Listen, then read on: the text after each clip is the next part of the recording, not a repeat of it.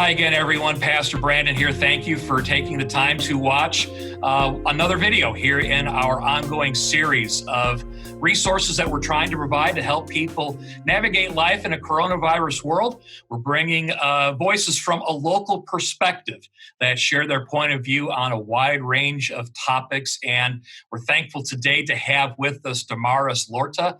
Damaris is the Chief Development Officer at A Safe Place here in Lake County. Damaris, thanks so much for taking the time to join us today. Hi, everybody. Thank you, Pastor Brandon, for having us on and sharing this information with everybody. Well, let's just start out by doing a bit of introduction because not everybody might be familiar with the work that A Safe Place does. In a nutshell, what are some of the services that you provide for people here in the county? So we provide services for victims of domestic violence and human trafficking. And some of those services include our 24-hour hotline, our crisis counseling, emergency shelter, legal advocacy, housing programs, our family visitation center, and therapy for those that have cost abuse. And we've been around for over 41 years providing these services to individuals that need it. It seems like that there's been a huge spike in domestic violence cases here in our community since shelter in place took effect. Why is this? We believe that one of the biggest reasons is the isolation piece. The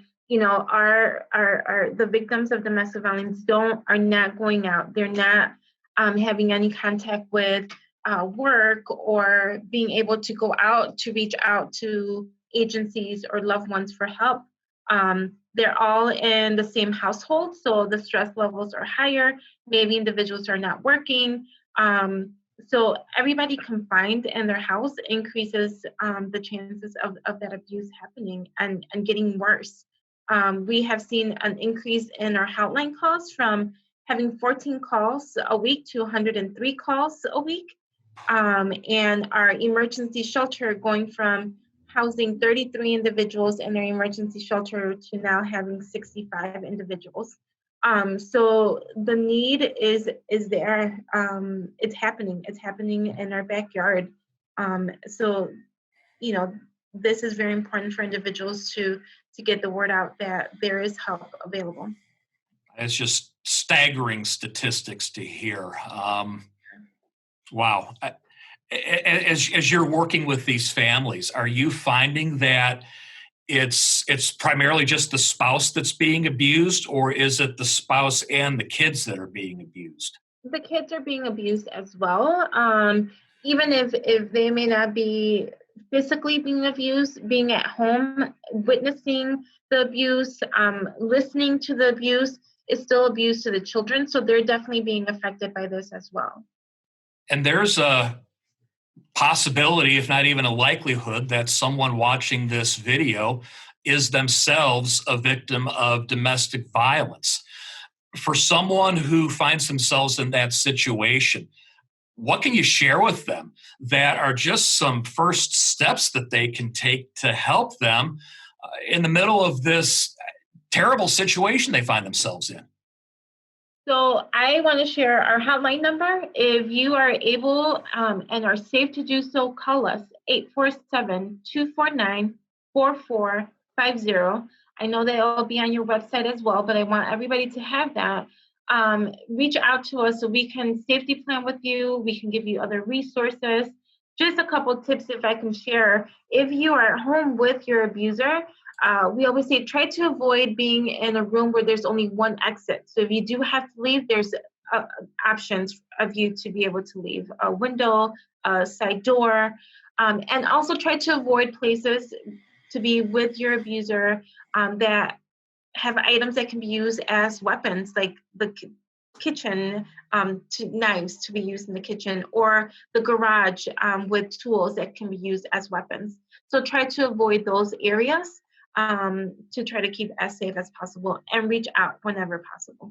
There might be people watching that even though they're not in a situation where they're receiving domestic violence, they may either know for a fact that someone is receiving this, or maybe they have concerns or suspicions. Are there any things that people can or should be on the lookout for that might give them some guidance on how to give someone some support if they're suspecting or concerned about this? If you suspect of any of this, I would just say reach out, see how they're doing, ask if they're okay. They may not be able to tell you if their abuser's there, but they may be able to give you a sign, a code word that you can use. Share this video. You never know who you're going to be reaching by sharing the video, and they may get help on their own. We say statistics is 1 out of every 3 women and 1 out of 7 men. So we all know somebody, unfortunately, that has experienced this. So just by sharing the information or calling somebody and saying, hey, I just saw this video and this is what I learned, right? Not necessarily saying you need it because you may not know for sure, but just sharing that information for them to research on their own is helpful. And then for those who may be hearing this and have a desire to get involved and help in some way, shape, or form with this situation, are there any volunteer opportunities that are available right now through a Safe Place? So we always have volunteer opportunities due to the corona and trying to limit the number of people that are coming in, to limit the exposure. We have limited individuals coming in, but we do have individuals that are doing drives that are collecting items such as cleaning supplies, underwear for clients coming in, paper goods, and dropping off donations to us. Due to the coronavirus and the modifications that we have to do, we have increased expenses and loss of revenue due to events having to be canceled. So monetary donations are always welcomed as well.